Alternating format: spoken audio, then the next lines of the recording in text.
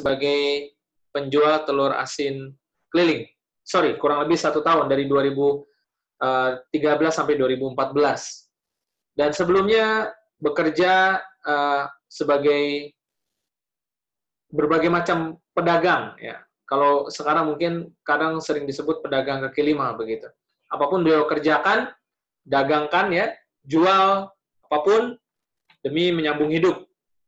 Nah, namun luar biasa ternyata perubahan hidup yang terjadi hanya dalam waktu 4 tahun, 2014-2018. Siapa sangka seorang mantan penjual telur asin keliling yang dulu penghasilan tidak seberapa, bahkan mungkin tidak sampai 5 juta sebulan, hanya dalam waktu 4 tahun bisa mencapai sebuah penghasilan di atas 40 juta rupiah per bulan. Bahkan mendapatkan berbagai macam trip ke luar negeri dari perusahaan Sentral Asia Raya. Tentu ini seperti kisah Cinderella ya, seperti itu ya, di Disney. Dari seorang yang sulit ekonomi, yang sulit sekali, ya kita bisa bilang dalam tanda kutip orang susah atau orang miskin begitu ya. Tetapi ternyata kondisi bisa berubah, keadaan bisa dibalik ketika peluang bisa ditemukan ya. Nah, kita akan dengarkan langsung dari Bandung, Platinum Agency yang sebentar lagi Titanium Agency katanya. Mantan penjual telur asin keliling, Pak Tiswanto. Selamat malam, Pak. Halo, selamat malam, Pak Frans. Dari Bandung nih, Pak ya? Ya, betul, Pak. Ini dari Bandung. Oke. Pak, kita sebelum masuk ke cerita tentang 3i, kita mau coba gali nih, Pak, latar belakang Pak Tiswanto lagi, Pak. Karena tentu setiap kali testimoni selalu saja ada orang-orang baru yang baru kenal dengan Pak Tiswanto. Siapa sih Pak Tiswanto dulu sebelum menjalankan 3i Network? Boleh Pak ceritakan sedikit, Pak? Assalamualaikum warahmatullahi wabarakatuh. Selamat malam. Salam sejahtera buat pemirsa ya, buat 3i Network yang ada di baik itu di Indonesia maupun di luar negeri. Perkenalkan, nama saya Tiswanto, saya asli dari Jawa Tengah. Nah, sekarang saya domisili di Bandung, dari Barat. Saya bergabung di bisnis ini sekarang sudah menginjak tahun yang ke-6, pada 2014. Jadi sudah 5 tahun sudah berjalan. Nah, latar belakang di 5 tahun yang lalu saya keliling jualan telur asin dari warteg ke warteg, pasar-pasar. Akhirnya Oktober 2014 saya bergabung di bisnis. Ya, alhamdulillah dari bisnis ini banyak perubahan yang saya dapat. Ya, 4 bulan saya tim agensi, 5 bulan di agensi 2 juta income. Tahun Oktober 2015 saya turun agensi 5 jutaan. Nah, sejak saat itu saya berhenti jualan telur asin dan full time menjalankan 3i Network. 6 bulan kemudian, tepatnya di April 2016, saya posisi agensi 12 juta setiap bulan. Kemudian setelah full time, pas 2 tahun, Desember 2016, saya posisi Gold Agency 10 juta. Nah, di Gold Agency cukup lumayan lama, sebelum akhirnya di September 2018 saya posisi Platinum dengan income kira-kira 40 sampai 50. Dan sekarang lagi mohon doanya semoga di Desember ini bisa naik posisi 1 tanggal lagi di Titanium sampai 100 juta sebulan. Ya, baik Pak Tiswanto, mungkin ada sedikit sinyalnya naik turun, tapi masih kedengeran sih Pak ya. Nah, ya. Pertama kali masuk 3i dan akhirnya sekarang bisa sampai ke posisi Platinum, sebentar lagi Titanium. Bagaimana Pak pengalamannya dalam 1 tahun terakhir merasakan kehidupan Platinum nih? Kan dulu, ya istilahnya dulu kan waktu di penjual telur asin keliling kan bisa dibilang serba sulit Pak ya? Ya, betul Pak. Sekarang setahun terakhir hidupnya Platinum Agency jadinya terbalik dong, serba mudah. Seperti apa Pak? Banyak banget perubahan Pak. Jadi ini 3 Network ini bukan hanya bicara tentang uang. Kalau tentang penghasilan sudah pasti, Pak. Tapi yang jelas, Pak Fran, satu seperti saya menemukan kehidupan baru. Jadi kehidupan baru yang selama lama umur hidup kita ini baru sekarang mengalami. Pak, karena ya bagaimanapun juga dengan penghasilan 40 sampai 50 juta setiap bulan, untuk ukuran orang Indonesia itu sudah sangat luar biasa. Ini sudah sangat besar, dan perubahan rasa yang saya rasakan beserta keluarga ini beda. Dan saya selalu bicara sama mereka, ini semoga bukan mimpi. Artinya yang dulu biasa naik motor, tiba-tiba mobil, dulu yang biasa pulang ke rumah kontrakan, tiba-tiba ini kok pulang ke rumahnya sendiri, bukan di perkampungan, tapi di sebuah komplek yang tenang. Jadi seperti melakukan atau merasakan kehidupan yang berbeda.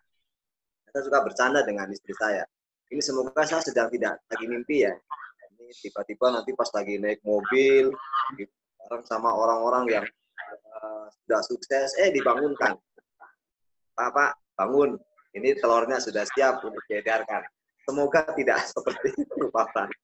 Karena luar biasa perubahan. Iya, iya. Nah, bicara soal perubahan nih Pak, terkadang yang membuat sulit adalah ketika orang sudah bisa dibilang terlalu lama ada dalam kondisi sulit, lalu tidak siap akan perubahan tersebut. Sehingga jangankan berubah, keinginan untuk berubah pun akhirnya tidak ada gitu loh. Impian pun akhirnya tidak ada. Bagaimana Pak Tiswanto melihat hal ini, Pak? Ya, jadi satu pengalaman hidup yang saya alami. Jadi 5 tahun yang lalu, ya, saya ini terlahir kan dari keturunan orang miskin, Pak. Pendidikan saya nggak tinggi, pengalaman di dunia bisnis seperti ini juga nggak punya, modal apalagi saya berada di lingkungan orang-orang yang memang saat itu satu kelas dengan saya, yang hanya sekedar memiliki impian aja takut. Pengen punya rumah yang seharga 1 miliar, takut. Pengen punya penghasilan puluhan juta, takut. Jadi pengen penghasilan yang lebih, itu takut. Itu saya di 5 tahun yang lalu. Kemudian saya belajar di sini bukan hanya tentang peluang bisnisnya yang luar biasa, tapi saya belajar bagaimana memiliki pola pikir dan mindset sukses. Jadi sehingga di situ timbul satu keyakinan bahwa kita ini punya hak yang sama kok di mata Tuhan. Kita ini punya peluang yang sama kok di mata Tuhan. Kita boleh dilahirkan dalam keluarga yang miskin. Kita boleh berada di lingkungan yang miskin. Tapi ketika kita berani keluar dari lingkungan yang selama ini tidak membuat kita berubah, dan kita mau benar-benar berubah, dan perubahan itu benar-benar terjadi, itu yang saya rasakan, Pak. Dan sekarang saya selalu berbagi, selalu sharing dengan teman-teman. Jangan pernah takut punya impian besar. Jangan pernah takut untuk berubah menjadi sosok yang luar biasa. Karena ketika kita punya impian, ketika kita punya keinginan, saya yakin jalannya sudah ada kok. Caranya sudah ada. Ketika di belahan luar sana ada orang yang bisa berhasil dari bisnis yang sama, bisa sukses dari bisnis yang sama, siapapun kita, kondisi apapun kita hari ini nggak penting, asal kita punya kemauan yang kuat, punya tekad yang kuat, ambil peluang itu, kerjakan, belajar, saya yakin bisa. Dan ini lagi-lagi saya buktikan. Dan bukan hanya saya yang menjadi bukti, tapi banyak orang juga yang bisa membuktikan dari kedahsyatan program 3 Network ini, Pak. Gitu, Pak Fran. Ya, baik Pak Tiswanto. Pak Tiswanto sendiri kan menjadi contoh hidupnya nih, perubahan ya. Dulu mengalami kondisi sulit. Berarti Pak Tiswanto sendiri dulu juga mengalami ketakutan yang sama dong. Pernah takut bermimpi, Pak ya? Oh iya, Pak. Betul, 5 tahun yang lalu takut. Nggak berani saya pengen punya rumah seharga 1 miliar. Nggak berani. Saya pengen punya mobil, nggak berani. Nah, kalau begitu, berarti Pak Tiswanto mungkin bisa menceritakan sebenarnya kenapa dalam posisi itu, saat itu dulu, ketakutan itu kenapa sih Pak orang bisa takut punya impian besar itu kenapa Pak? Ya. Kalau Bapak bagaimana waktu itu? Ya, salah satu yang saya rasakan ini juga banyak orang yang merasakan hal yang sama. Karena mereka berada di lingkungan yang itu aja gitu Pak. Jadi pikiran kita ini tidak bebas karena hanya di ruang lingkup itulah kita berada. Akhirnya kita ngambil kesimpulan sendiri bahwa oh ya saya nggak bisa berubah karena memang saya lahir dari keturunan miskin. Oh saya nggak bisa berubah karena memang saya nggak punya modal. Jadi pikiran saat itu kalau untuk sukses harus punya modal banyak. Kalau pengen berhasil, harus punya pengalaman, harus punya modal. Oh ternyata kalau kita mau keluar, berubah pola pikirnya, ada loh. Dan banyak peluang yang bisa membuat kita berubah menjadi sukses, tidak harus memerlukan modal besar. Artinya, beranilah keluar dari zona nyaman sekarang. Zona nyaman yang tidak aman sebenarnya. Jadi kemudian cobalah bergaul dengan orang-orang yang menurut kita anggap sukses. Kalau dulu saya takut, jangan-jangan orang sukses itu susah ya didekatin, nggak bisa digali ilmunya. Ternyata orang-orang yang sukses itu justru mereka senang berbagi. Berarti faktor utama yang mempengaruhi mindset, berpikir, sikap seseorang itu dipengaruhi dari lingkungan atau pergaulan di sekelilingnya ya? Betul, Pak. Tidak membuka.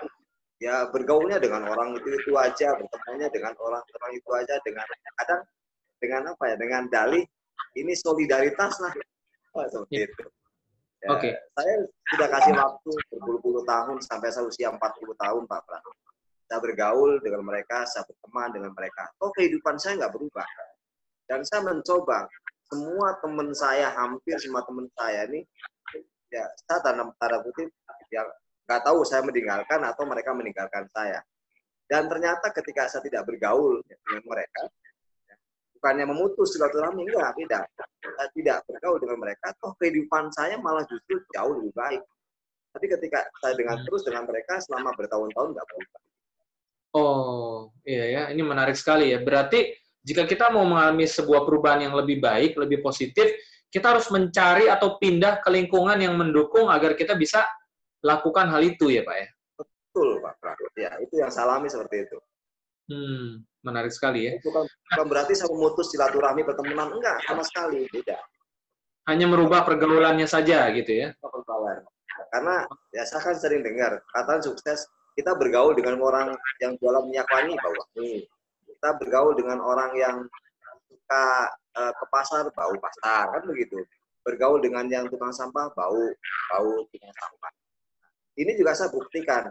Saya selama ini mencoba bergaul dengan orang-orang sukses. Ternyata ikut sukses juga. Gitu loh, Pak. Dan orang-orang yang bergaul dengan yang biasa, mereka nggak ada perubahan. Gitu, Pak Pras. Ya, nah bicara tentang mindset nih, Pak Tiswanto, seringnya orang juga mengatakan seperti ini. Ya kan orang beda-beda, Pak. Artinya maksudnya mereka adalah mereka merasa tidak yakin bahwa meskipun sudah ada bukti orang-orang sukses, sudah ada jejak di depan mereka, tetapi apa sih yang membuat, menurut Pak Tiswanto, apa yang membuat mereka malah memiliki keyakinan yang hanya setengah saja bahwa karena orang berbeda-beda, ya ragu nih dia nih, bisa nggak dia sukses? Karena mungkin mereka melihat di luar sana ada pengusaha-pengusaha rumah makan yang sukses, tapi sebelahnya pengusaha rumah makan sepi. Mungkin itu yang menjadi pola pikir mereka, atau apa yang Pak Tiswanto lihat di sini? Ya, kalau saya lihat itu ya lebih ke menutup, Pak. Mereka nggak mau membuka diri. Jadi membuat kesimpulan berdasarkan keyakinan sendiri. Jadi mereka hanya menutupi, hanya beralasan sebenarnya untuk menutupi kekurangan diri, itu penting. Sebenarnya siapapun asal kita mau keluar, kemudian kita mau belajar, kita bergaul dengan orang-orang yang menurut kita dia lebih sukses dari kita, kemudian kita mau buka, dan akhirnya perlahan-lahan jadi timbul keyakinan.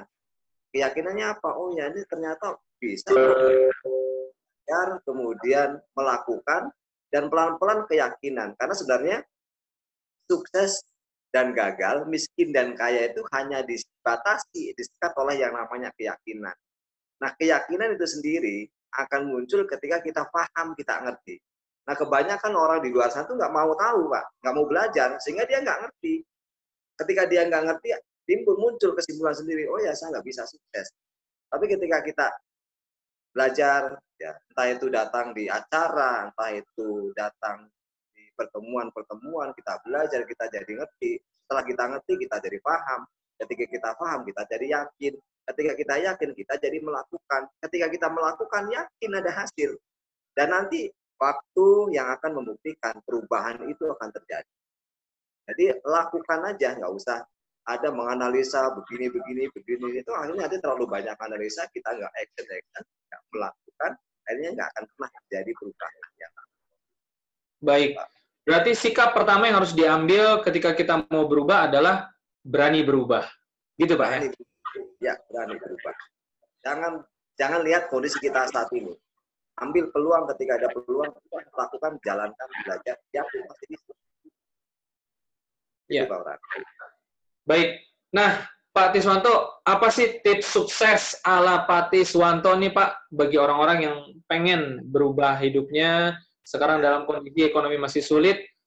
Baik, Pak Tiswanto, saya mulai malam ini saya mau berani berubah. Nah, apa tipsnya Pak? Apa yang harus dilakukan sih sebenarnya di bisnis 3i Network ini Pak untuk bisa sukses Pak? Oke, ya sebenarnya kalau tips terlalu berlebihan mungkin ya.